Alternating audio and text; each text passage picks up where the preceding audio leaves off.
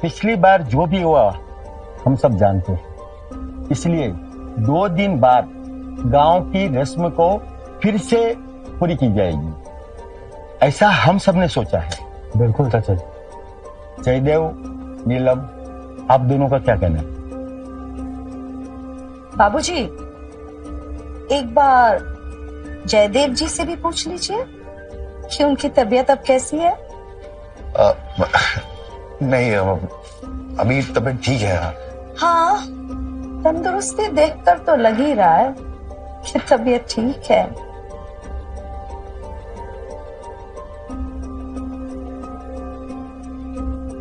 चाचा जी, आप एक काम कीजिए, 2 दिन के बाद का डेट फाइनल कर दीजिए।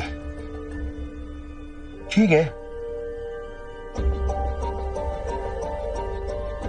सुनो, अगर इजाजत चाहिए ना तो आज रात को 12 बजे तक जहां मैं बुलाऊं वहां आ जाना, समझ गई ना?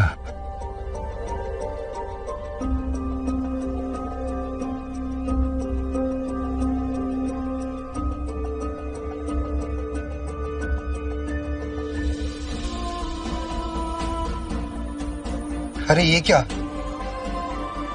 तुम रो रही हो? क्या हुआ? हंसने की कोई वजह भी तो नहीं है। अरे यार, बस 2 दिन की बात है, सब ठीक हो जाएगा। कुछ नहीं होने वाला 2 दिन में। तुम ऐसा क्यों बोल रही हो यार? तुम्हें क्या लगता है पिछली बार उनकी तबीयत खराब थी? तबीयत खराब होने का बहाना लेके उन्होंने सबको बेवकूफ बनाया और इस प्रथा का पूरा फायदा उठाया है। झूठ बोल रही हो तुम, ये हो ही नहीं सकता। भैया ऐसे कर ही नहीं सकते। मेरी आंखों पर जो पट्टी बनी है ना, पता नहीं कब उतरेगी। देखो, अभी शादी नहीं हुई है और तुम हम दोनों भाइयों के बीच में तो करना चाहती हो, दरार डालना चाहती हो ना, ये सही नहीं है। तो क्या कह रहे हो तुम? ऐसा ही कह रहा हूं। तुम ना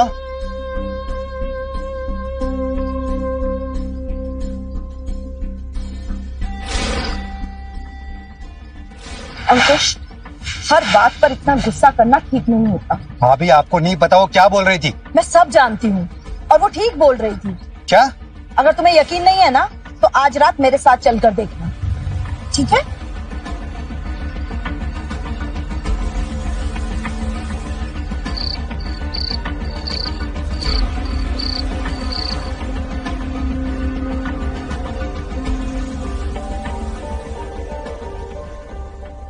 आओ, मैं तो बस तुम्हारा ही इंतजार कर रहा था।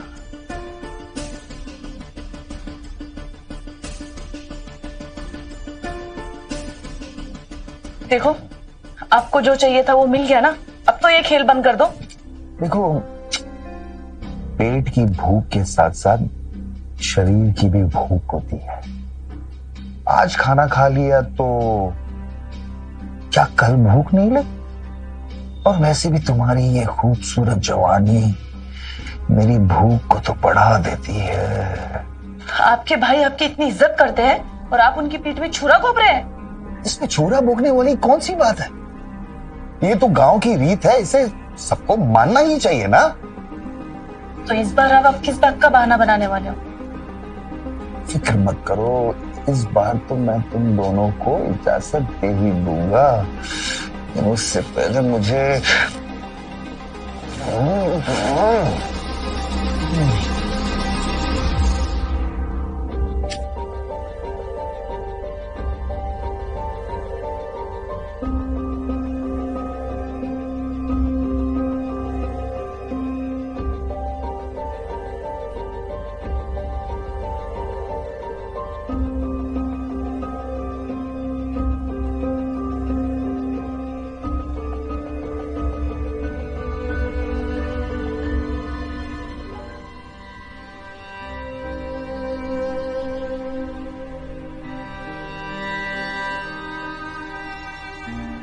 मुझे नहीं मालूम था कि मेरा भैया मुझे इतना बड़ा धोखा देगा।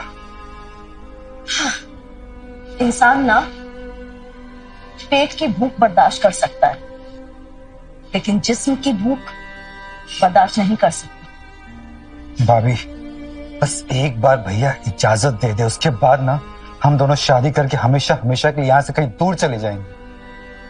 पहली बात तो ये इतना आसान नहीं होगा, और दूसरी बात भागना किसी समस्या का समाधान नहीं है। तो हम कर भी क्या सकते हैं?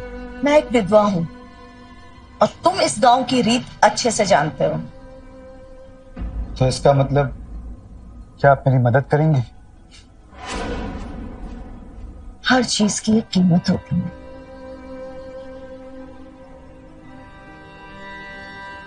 आपको क्या चाहिए कीमत?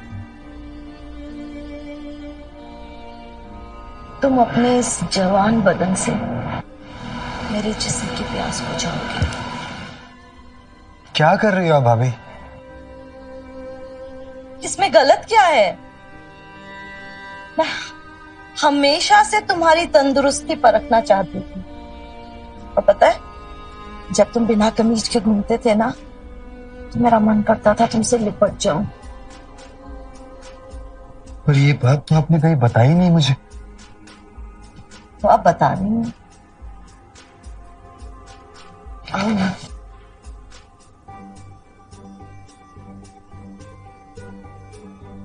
आपके शरीर से तो चंदन की महक आ रही है।